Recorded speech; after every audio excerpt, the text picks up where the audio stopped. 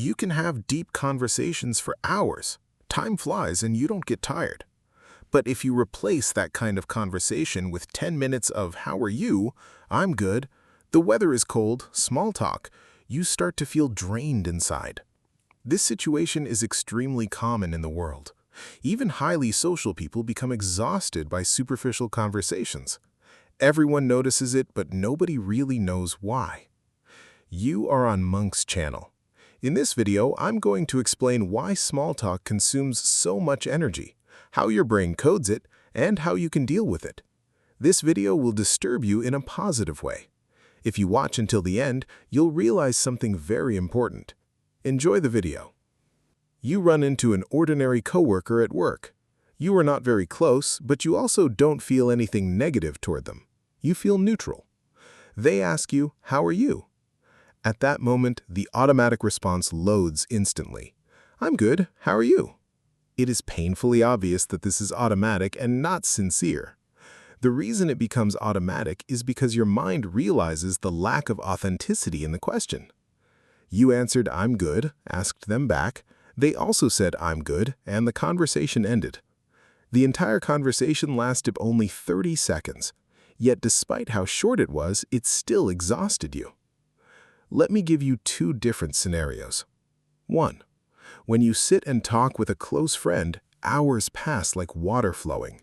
The topics change naturally without you even noticing. And when you get home, you don't feel tired. You feel full. 2. You spend the same amount of time in an environment you are not very familiar with. You meet dozens of people. What do? How did you end up here?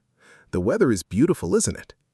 This drains you far more than you expected. Like a dead battery, like a phone with no charge left. In both scenarios, you socialized. One of them recharged you. You felt grateful that you were there. The other completely consumed you. Your mind is giving you the answer, but you don't notice it. The brain does not operate with the same level of activity in every conversation. Some conversations wake up the brain. Others push it into a strange operating mode. During superficial conversations, the brain is talking, observing, and calculating at the same time. It studies the face, voice, and reactions of the unfamiliar person in front of you. And meanwhile, it keeps asking itself questions like, "Did I say the right thing? Did I look weird?" At that moment, it is performing a social risk analysis. The reason is that the brain perceives superficial conversations as a threat.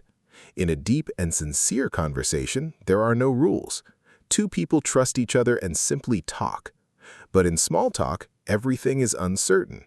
Who is this person? What do they expect? What are they thinking? The brain keeps asking these questions constantly in the background, and this background process consumes an unbelievable amount of energy. You are not aware of it, but this is the reality. In psychology, this is called cognitive load. Few words, too many thoughts. Everyone experiences this situation, but not everyone experiences it at the same intensity.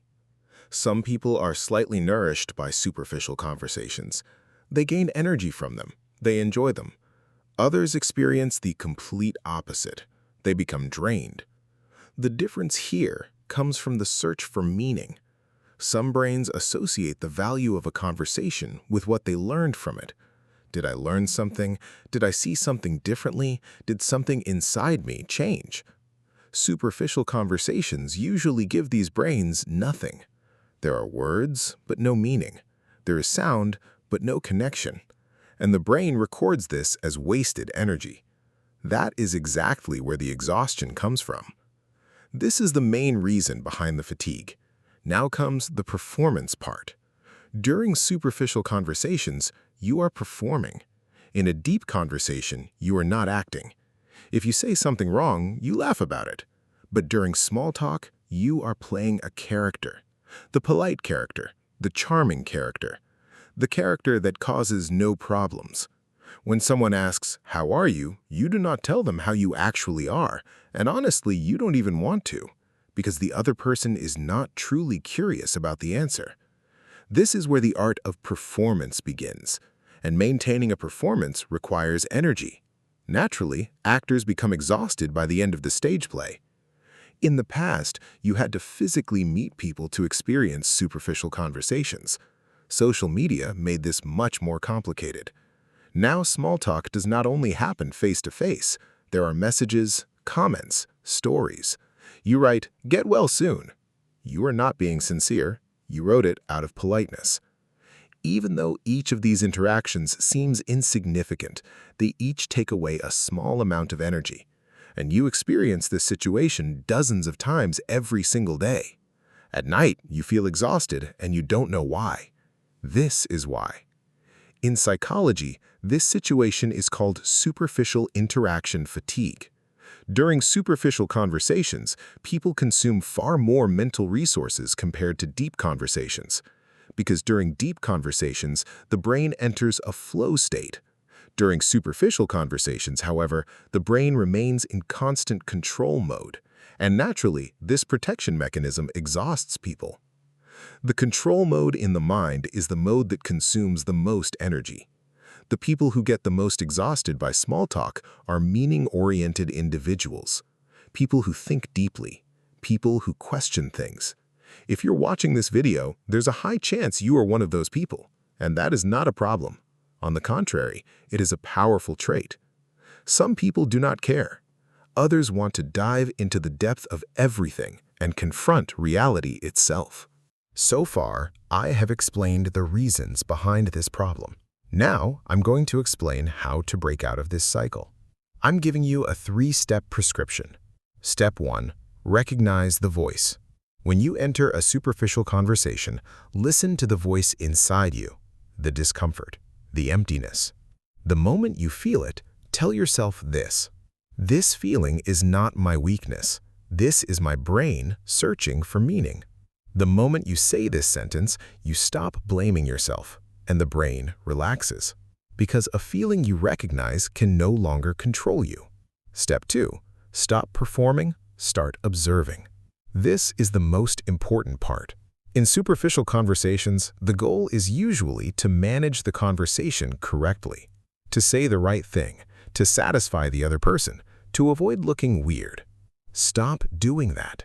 The person saying, "Nice weather, isn't it?" may actually just want to not feel alone for a moment.